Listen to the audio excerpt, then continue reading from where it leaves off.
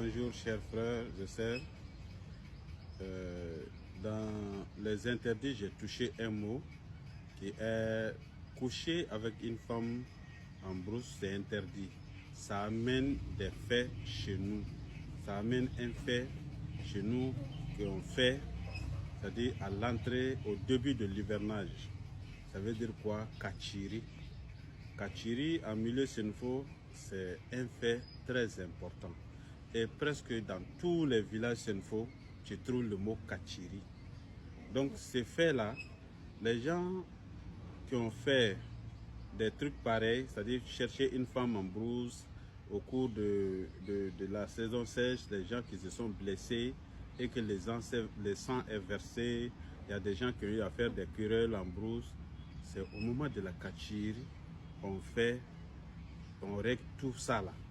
C'est-à-dire une semaine, tous les membres, tous les sages du village se regroupent dans le lieu de culte de village pour faire des sacrifices qui permettent de faire vraiment disparaître tous ces malheurs, ces malédictions qui doivent vraiment être sur le village comme un fardeau. Donc c'est avec ça on nettoie tout ça là.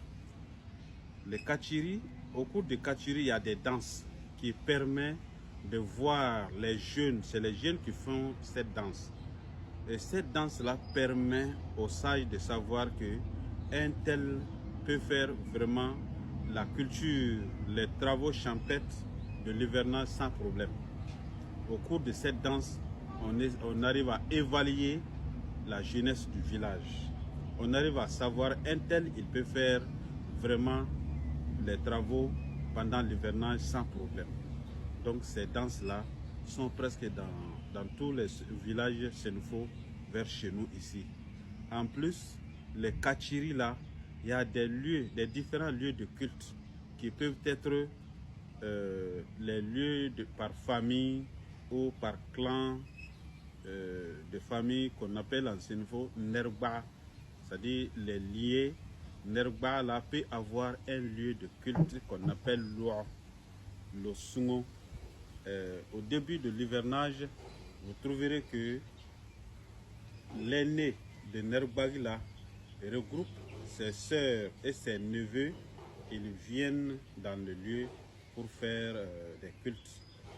Donc ça permet de faire une protection totale durant l'hivernage.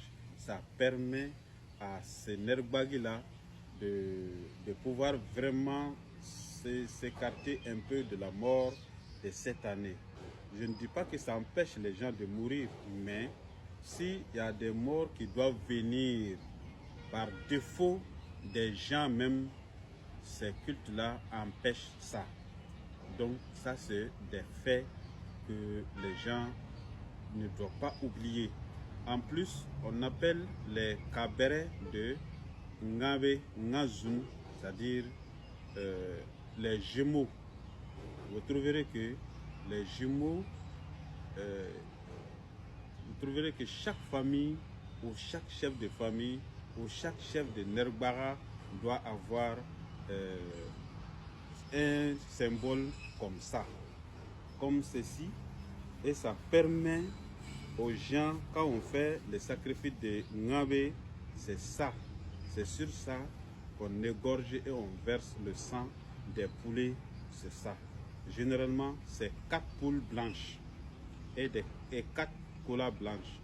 On prépare avec le fonio ou avec du riz, on fait venir les enfants, tout le monde mange. Donc ça permet vraiment, si dans la famille, il y a des jumeaux qui étaient là et qui sont morts, ça permet de dire qu'on a fait des sacrifices à ces jumeaux.